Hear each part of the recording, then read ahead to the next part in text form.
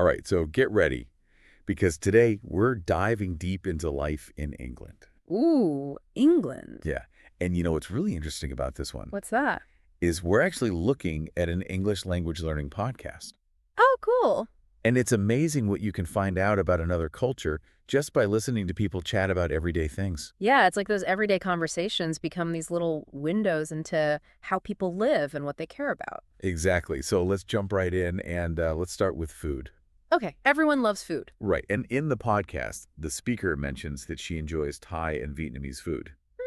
Interesting. Yeah, but she says it's not as common in England as where she lives now. Okay. But she does point out that you can easily get it for takeaway. Oh, that's interesting. Yeah, and I think that detail about takeaway being so readily available really tells us something. What do you think it tells us? Well, it kind of suggests that even if those cuisines aren't like super traditional in England, Right. globalization and all these food delivery apps, Yeah. they've made it so you can get almost anything you want. That's true. I mean, you think about how many different types of food you can order now. Oh, it's incredible. And it makes you wonder if that's changing people's tastes over there. Yeah, I mean, are people branching out more? Are they trying new things? Exactly. I mean, I know I've definitely been experimenting more with different cuisines. Me too. There are so many options now. It's kind of overwhelming sometimes, but in a good way. Yeah, totally. I'm curious, what about you? What are your favorite takeaway options? You know, I love to try new things. There's something so exciting about discovering a new dish or flavor. I agree. But it's also fascinating to see how those traditional cuisines kind of evolve. Right. They adapt to changing tastes. Exactly. Okay, so moving on from food, the podcast also gave us a little peek into family life in England. Oh, okay. And the speaker talked about cooking for her kids and planning holidays around school breaks. I bet a lot of our listeners can relate to that.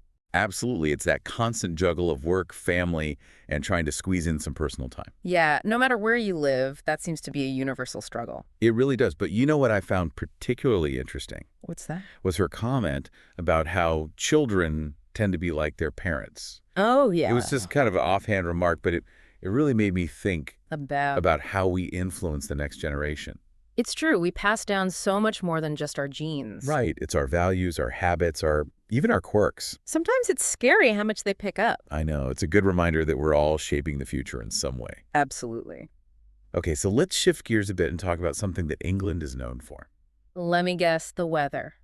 You got it. Haha, of course. And as you can imagine, it's not always sunny and warm. I've heard stories. Yeah.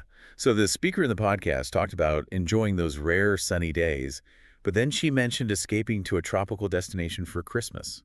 Oh, to get away from the cold. Exactly. I can't blame her. Yeah. And it's interesting how climate can really shape our holiday traditions. That's true. For some people, a perfect Christmas involves snow and fireplaces. Right. And for others, it's all about sunshine and beaches. It depends on what you're used to, I guess.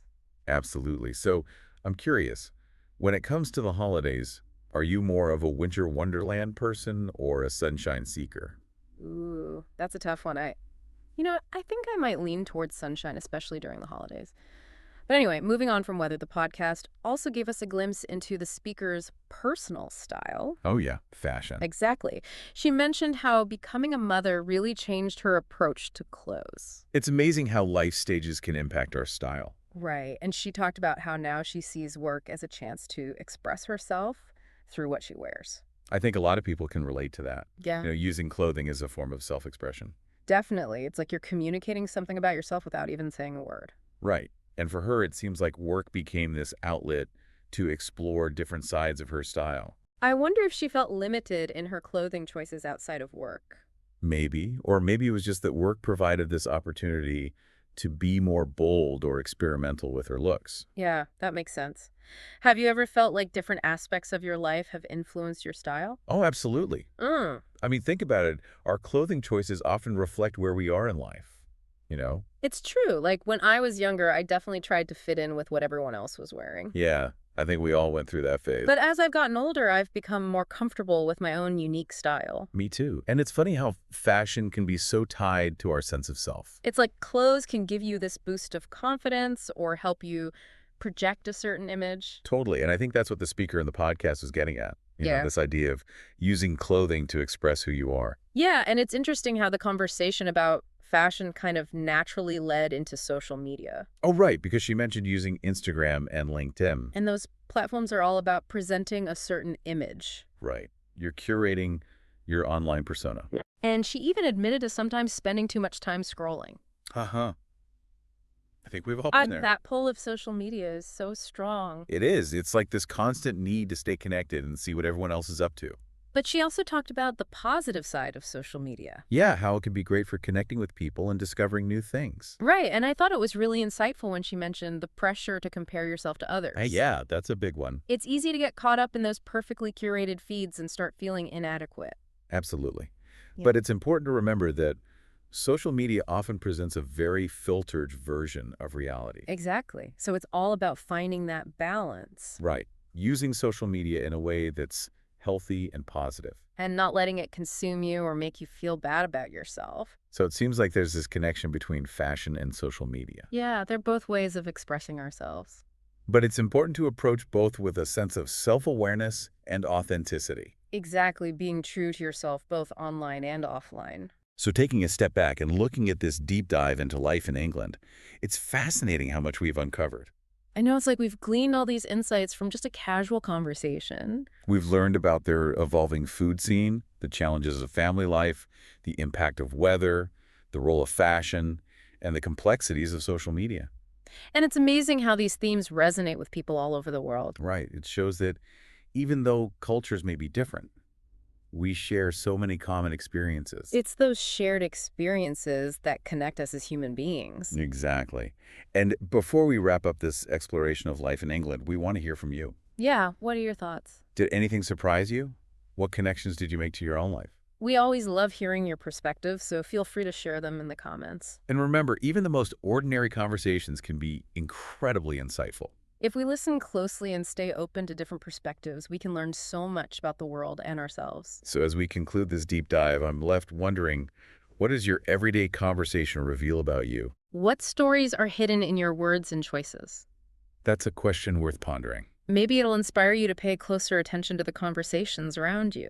And to the inner dialogue that shapes your own unique view of the world. Thanks for joining us on this journey to England. And until next time, keep exploring, keep listening, and keep sharing your stories.